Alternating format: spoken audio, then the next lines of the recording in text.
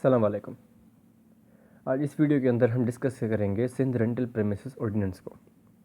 अब जो Sindh rental premises ordinance है वो डील करता है उन मैटर्स के साथ जो लैंडलॉर्ड और टीनेंट के बीच में होते हैं, और ना सिर्फ उन मैटर्स के साथ डील करता है पर उनके ताल्लुकात को भी बेहतर बनाता है। जो मकान मालिक यानी किसी जगह का मालिक है, ठीक है, तो वो जगह किसी टेनेंट को, किसी किराएदार को रेंट पे दे रहा है, तो उनका जो ताल्लुक़ होगा वहाँ पर उसको भी बेहतर बनाता है और उनके हुकूक को भी महफूज करता है ये ऑर्डिनेंस। तो ये सारा ऑर्डिनेंस जो किस बारे में है, ये इस चीज़ के बारे में है कि एक बंदा अपनी जगह को किराए पे देता है किसी दूसरे बंदे को किसी पर्पज़ के लिए। पर्पज़ ना बोल सकते हैं हम, हाँ, वो कोई पर्पज़ हो सकता है। फॉर एग्ज़ाम्पल वो वहाँ पर रह सकता है, वो वहाँ पर फैक्ट्री लगा सकता है। हम ये ऑर्डिनेंस सिर्फ़ और सिर्फ जो है वो शहर जो हैं, अर्बन एरियाज़ हैं, वहाँ पर लागू होता है। ऑर्डिनेंस जो है वहाँ पर लागू होता है, और उस अर्बन एरिया के अंदर जो भी प्रॉपर्टी है, कोई खाली जगह है या फिर कोई बना हुआ घर है, अगर किसी बंदे को वो रेंट पे दे रहा है रहने के लिए, या किसी फैक्ट्री लगाने के लिए, या कुछ और करने के लिए, तो वो बंदा उसको किराए पे देता है वो। तो ये ऑर्डिनेंस सारे इन मैटर्स के बारे में हैं। तो हम सेक्शन 2 से शुरू करेंगे, जो डेफिनेशन क्लॉज है। इसकी कुछ इंपॉर्टेंट डेफिनेशन मैंने निकाली है जो स्लाइड के अंदर लिखी है मैंने, बाकी मैंने छोड़ दी हैं। तो इसमें जो पहली आती है बिल्डिंग। बिल्डिंग हम कहते हैं घर को या किसी इमारत को। तो जो बंदा एक इमारत किराए पे दे रहा है किसी दूसरे बंदे को, तो उस इमारत के साथ जो भी चीज़ें अटैच होंगी वो सारी चीज़ें उस बंदे को ट्रांसफ़र होंगी जिसको वो किराए पे दे रहा है। फॉर एग्ज़ाम्पल उसके कोई फिटिंग है, फिक्सचर है, गार्डन है, गैरेज है, ओपन स्पेस है, छत है, तो वो भी उसको ट्रांसफ़र होगी उस बिल्डिंग के साथ। तो बिल्डिंग के बाद जो है आता है फेयर रेंट। फेयर रेंट होता है मुनासिब किराया। अब मुनासिब किराया कौन डिसाइड करता है? ये तय करता है आपका कंट्रोलर। हम आगे जाके पढ़ेंगे कंट्रोलर कौन होता है।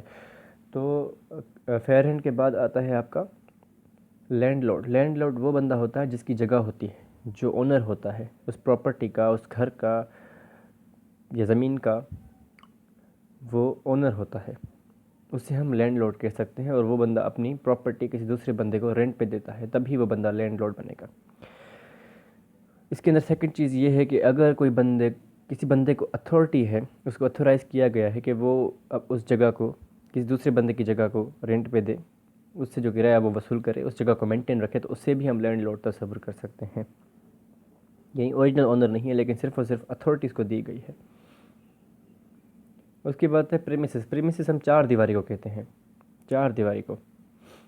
उसके बाद है टेनेंट। टेनेंट जो है वो बंदा होता है जिसने किराए पे जगह ले रखी है, वो घर हो, ज़मीन हो, जिसने वो प्रॉपर्टी ले रखी है किराए के ऊपर अपने लिए या अपने किसी बच्चे के लिए, या उसकी फैमिली उस जगह के अंदर बैठी हुई है लेकिन डील वो करता है मैटर्स, तो उसे हम टेनेंट तस्वर कर सकते हैं।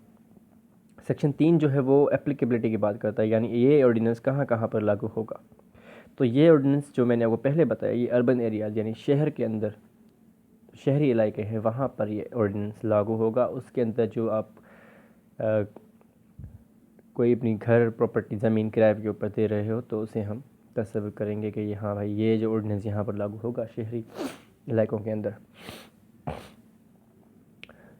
ठीक है, इसके अंदर कुछ एक्सेप्शंस हैं। पहली एक्सेप्शन ये है कि अगर कोई ज़मीन, अगर कोई जगह, अगर कोई घर, या अगर कोई बिल्डिंग, कोई प्रीमिसेस जो है वो फेडरल गवर्नमेंट, वफाकी हुकूमत ने या सूबाई हुकूमत ने अपने इस्तेमाल के लिए ले रखी है, तो ये ऑर्डिनेंस वहाँ पर लागू नहीं होगा।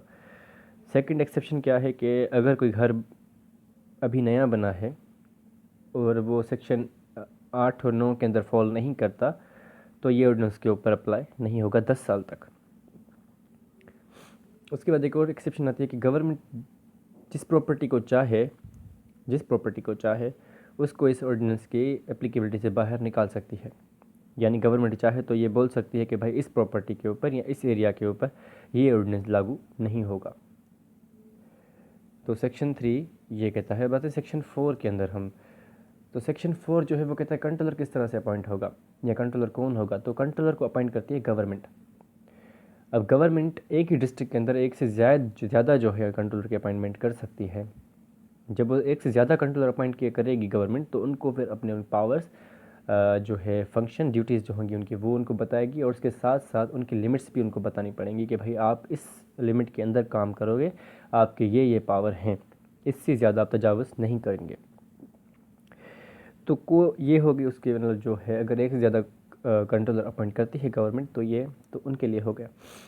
अब दूसरी चीज़ कि कौन सा बंदा अपॉइंट होगा एज ए कंट्रोलर, तो वो बंदा जिसने 3 साल तक किसी सिविल कोर्ट के अंदर या एज मैजिस्ट्रेट या सिविल जज, बतौर सिविल जज या बतौर मैजिस्ट्रेट किसी कोर्ट के अंदर 3 साल तक काम कर रहा हो, 3 साल हो गए उसे काम करते वहाँ पर, या उसने काम किया हो 3 साल तक, तो वही बंदा एलिजिबल है अपॉइंट होने के लिए, यानी उस बंदे को हम अपॉइंट कर सकते हैं एज ए कंट्रोलर।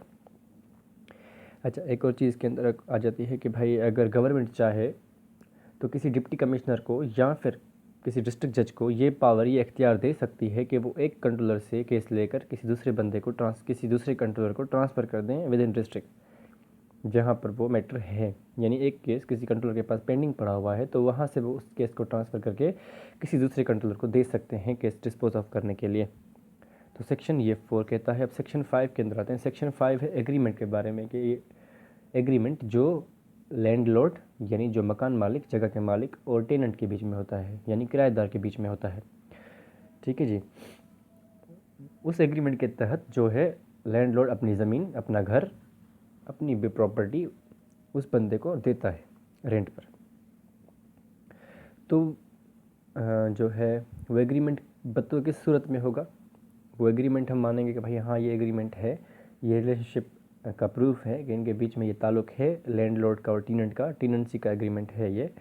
उसको हम इस तरह से मानेंगे कि वो पहले तो लिखत में हो, इन राइटिंग, ठीक है। उसके बाद रजिस्टर्ड हो। अगर रजिस्टर्ड नहीं है और उसकी रजिस्ट्रेशन कंपलसरी नहीं है तो फिर कंट्रोलर जो है उसको अटैच करेगा, यानी उस एग्रीमेंट के ऊपर साइन करेगा, उसको उसके ऊपर अपना स्टैंप लगाएगा और उसको सील कर देगा। तो भी हम मानेंगे कि भाई अब ये एग्रीमेंट वैलिड है और इसको हम मानेंगे कि भाई ये रिलेशनशिप एग्जिस्ट करता है, ये रिलेशनशिप मौजूद है लैंडलॉर्ड और टीनेंट के बीच में। लेकिन अगर कंट्रोलर ऐसा नहीं करता तो फिर सिविल जज या मैजिस्ट्रेट कर सकता है, जिसकी जुरिस्डिक्शन के अंदर वो प्रॉपर्टी या वो घर आता है, वो भी ऐसा कर सकते हैं, यानी इसे अटैच कर सकते हैं, साइन कर सकते हैं और सील कर सकते हैं। और अगर मतलब अब प्रोविजन थोड़ा रिवाइज होंगे, अगर एग्रीमेंट कंपल्सरी रजिस्ट्रेबल है, मतलब उसको रजिस्टर करना लाजमी है, तो फिर उसकी रजिस्ट्रेशन जो सर्टिफाइड कॉपी होगी उस रजिस्ट्रेशन की, रजिस्ट्रेशन डीड हम जिसे कह सकते हैं, उसकी सर्टिफाइड कॉपी होगी, उसको हम मान सकते हैं एज अ वैलिड एग्रीमेंट। उस सर्टिफाइड कॉपी को हम मान सकते हैं एज अ वैलिड एग्रीमेंट जो टेनेंट के बीच में और लैंडलॉर्ड के बीच में हुआ है।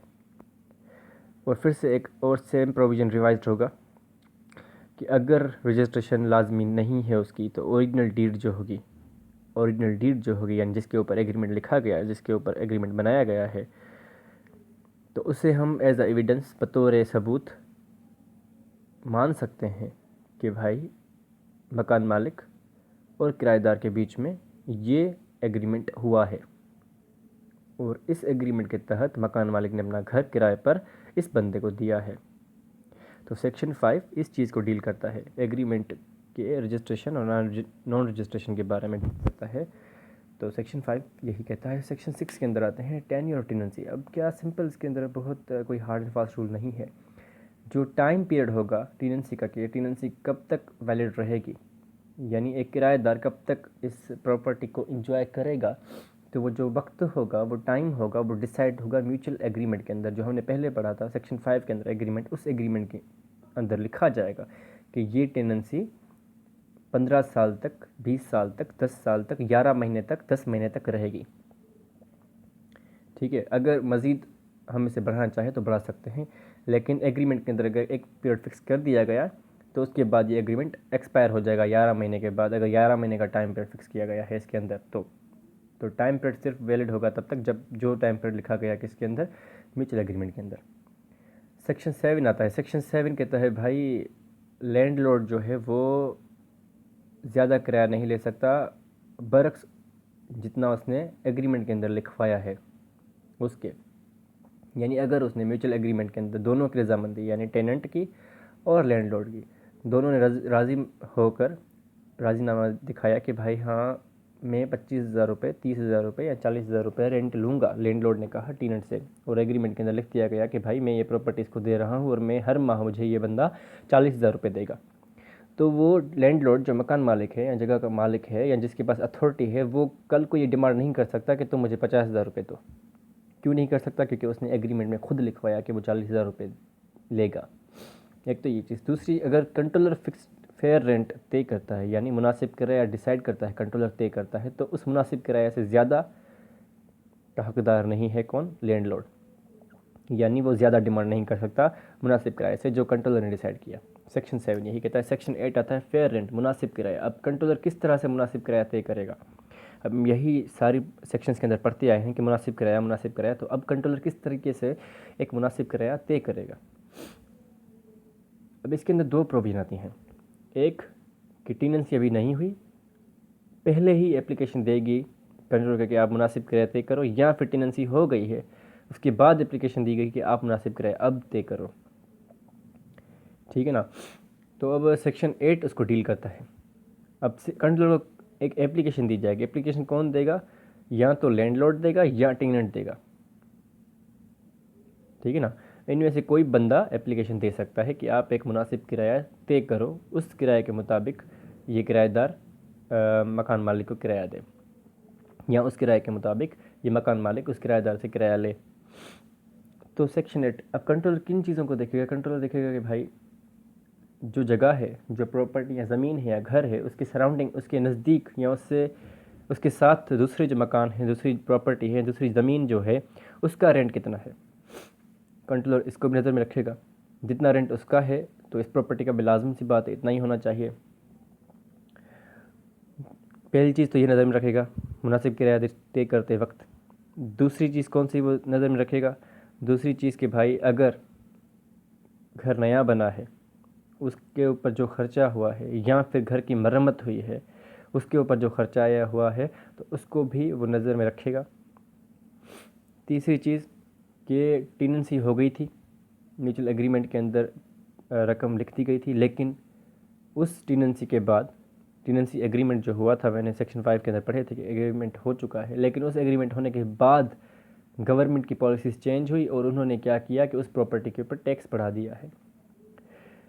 यानी जब एग्रीमेंट हुआ तो गवर्नमेंट का 5% टैक्स था उस प्रॉपर्टी के ऊपर, लेकिन एग्रीमेंट होने के बाद 25% टैक्स हो गया उस प्रॉपर्टी के ऊपर। तो यहाँ पर कंट्रोलर उस चीज़ को देखेगा कि अगर टैक्स बढ़ा है तो लाजमी सी बात है रेंट बढ़ाना पड़ेगा, क्योंकि नुकसान तो सिर्फ नहीं खाएगा ना लैंडलॉर्ड। अच्छा, उसके बाद कि भाई अगर प्रॉपर्टी की वैल्यू बढ़ी है और प्रॉपर्टी की वैल्यू बढ़ने के साथ साथ उसके ऊपर टैक्स भी कोई बढ़ा है, यानी प्रॉपर्टी 50 लाख रुपए की थी तो उसके ऊपर टैक्स था गवर्नमेंट का 20%, यानी 20,000, 25,000 रुपये या 30,000 रुपये या 1 लाख रुपए, और टेनेंट वहाँ पर दे रहा था 25,000 रुपये रेंट। लेकिन अब प्रॉपर्टी की वैल्यू 1 करोड़ रुपए हो गई है, तो अब जो टैक्स है गवर्नमेंट का वो बढ़कर 2 लाख रुपए हो गया है। तो टेनेंट अभी भी सिर्फ 25,000 रुपये तो नहीं दे सकता, क्योंकि अब टैक्स बढ़ चुका है उस प्रॉपर्टी का, और इन्जॉय कौन कर रहा है? टेनेंट। तो टेनेंट का रेंट बढ़ाने के लिए एप्लीकेशन कौन देगा? लैंडलॉर्ड देगा कंट्रोलर को। कंट्रोलर उस चीज़ को भी नज़र में रखेगा। अच्छा, आखिरी पॉइंट इसकी, आखिरी पॉइंट ये है कि भाई अगर लैंडलॉर्ड, मकान मालिक, अपनी प्रॉपर्टी के अंदर कोई इम्प्रूवमेंट करता है, उसके अंदर लिफ्ट लगवा दी, इलेक्ट्रिसिटी कोई चीज़ लगवा दी, वाटर पंप लगवा दिया फॉर एग्जांपल ज़मीन है तो, या फिर कोई भी चीज़ ऐसे भी इम्प्रूवमेंट उसने की है प्रॉपर्टी के अंदर, उसने की है, या फिर टेनेंट ने कोई इसकी प्रॉपर्टी के अंदर इम्प्रूवमेंट की है, उसके ऊपर कॉस्ट आई है कुछ, तो फिर उसको भी वो नज़र में रखेगा कि हाँ भाई ये चीज़ हुई है, या फिर गवर्नमेंट ने टैक्स बढ़ा दी है उस प्रॉपर्टी के ऊपर, या कम कर दिए हैं, या बिल्कुल ही ख़त्म कर दिए हैं, तो उन चीज़ों को भी कंट्रोलर देखेगा कि भाई अब जो टैक्स था वो तो ख़त्म हो गया, अब टेनेंट क्यों आपको ज़्यादा पैसे दे, या जो टैक्स था वो ज़्यादा हो गया तो टेनेंट क्यों अब कम पैसे दे। तो ये सारी चीज़ें देखेगा कंट्रोलर। ठीक है ना? तो सेक्शन 8 ये कहता है कि अगर कंट्रोलर ने कोई फिक्स कर दिया था फेयर रेंट, ठीक है, इन सारी चीज़ों को देख कर रेंट फिक्स कर दिया, और ये सारी चीज़ें उस रेंट के होने के बाद हुई हैं, मतलब एक फेयर रेंट उन्होंने डिसाइड कर लिया, लेकिन ये इनमें से कोई कंडीशन उस फेयर रेंट यानी मुनासिब किराया तय करने के बाद होती हैं, यानी टैक्स बाद में लगता है या कंस्ट्रक्शन बाद में होती है या प्रॉपर्टी की वैल्यू बाद में बढ़ती है फेयर रेंट डिसाइड करने के बाद में, तो फिर या तो कंट्रोलर अपना ऑर्डर रिवाइज़ करे, वापस ले ले, या फिर वो सेक्शन 9 के मुताबिक रेंट को डिसाइड करेगा। अब आते हैं सेक्शन 9 में। तो सेक्शन 9 है लिमिट ऑफ फेयर रेंट। मुनासिब किराए की लिमिट किस तरह से होगी? पहले तो 3 साल तक मकान मालिक किराया नहीं बढ़ा सकता किसी भी प्रॉपर्टी का। उसकी प्रॉपर्टी जो रेंट पे है उसके 3 साल तक वो किराया नहीं बढ़ा सकता। और अगर 3 साल के बाद वो किराया बढ़ाना चाहे तो 10% बढ़ा सकता है एनुअली उस प्रॉपर्टी के ऊपर। इन 3 साल के बाद अगर बढ़ाना चाहे तो 10% बढ़ाएगा, उसके बाद 3 साल के बाद 10% बढ़ा सकता है। ठीक है, एक ही टाइम पर 25% 30% किराया नहीं बढ़ा सकता। तो सेक्शन 9 सिर्फ यही करता है। अब आते हैं सेक्शन 10 के अंदर। तो इसके अंदर है कि भाई पेमेंट ऑफ रेंट। अब किराए की अदायगी किस तरह से होगी कि भाई टेनेंट किस तरह से पैसे देगा, किराए के किस तरह से पेमेंट करेगा। तो सेक्शन 10 ये कहता है, अब क्या है कि भाई एग्रीमेंट के अंदर कोई तारीख तय नहीं की गई कि भाई टेनेंट जो है किराएदार मकान मालिक को कब किराया देगा। कोई तारीख नहीं, मतलब पहली तारीख को, 5 तारीख को, 10 तारीख को, कोई तारीख तय नहीं की गई एग्रीमेंट के अंदर। तो टेनेंट जो है ये उस पर इसकी उसके ऊपर टेनेंट के ऊपर ये लाजिम होता है कि आने वाले हर माह की 10 तारीख को मकान मालिक को वो किराया दे। यानी आने वाले माह की हर 10 तारीख को वो टेनेंट जो है वो लैंडलॉर्ड को किराया दे। एक कंडीशन तो ये हो गई। अब इसकी दूसरी कंडीशन कि अगर लैंडलॉर्ड मकान मालिक या जिसके पास अथॉरिटी है या जगह का मालिक जो है वो किराया लेने से इनकार करता है, वो किराया नहीं लेता, तो इस कंडीशन में क्या करेगा टेनेंट?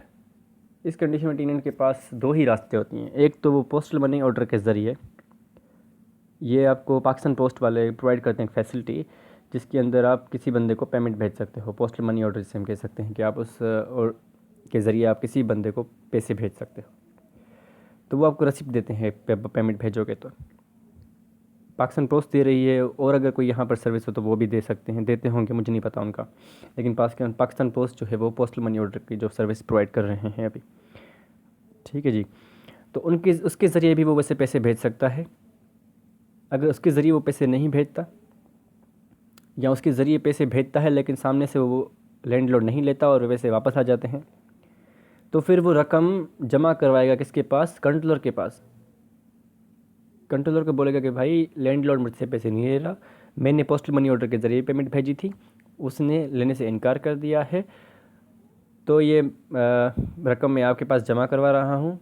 ठीक है, तो कंट्रोलर को ये बिलीव हो जाएगा, सेटिस्फाई हो जाएगा कि कंडीशन होती है ना कि टेनेंट ने अपना जो काम है वो कर दिया है, टेनेंट ने किराया जमा करवा दिया, ये सबूत होगा उसका। यानी पोस्टल मनी ऑर्डर की जो रसीप्ट होगी वो, या फिर जो कंट्रोलर के पास पैसे जमा करवाए जाएंगे, तो ये सबूत बतौर सबूत इस्तेमाल हो सकते हैं कि भाई हाँ टेनेंट ने पेमेंट की है रेंट की, सामने से लैंडलॉर्ड नहीं ले रहा था। तो सेक्शन 10 यही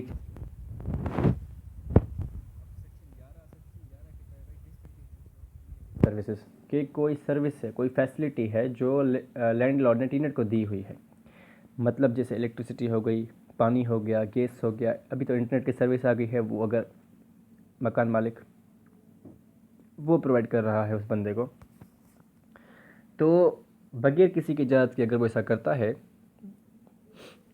तो उसका प्रोविज़न हम आगे पढ़ेंगे। लेकिन अगर वो टेनेंट की मर्ज़ी के साथ करता है तो वो कहाँ पर लायबल होगा और कहाँ पर लायबल नहीं होगा, तो सेक्शन 11 हम कहते हैं यही चीज़ बताता है। सेक्शन 11 पहले तो हम डिसाइड करेंगे वो कहाँ पर लायबल नहीं होगा लायबिलिटी का।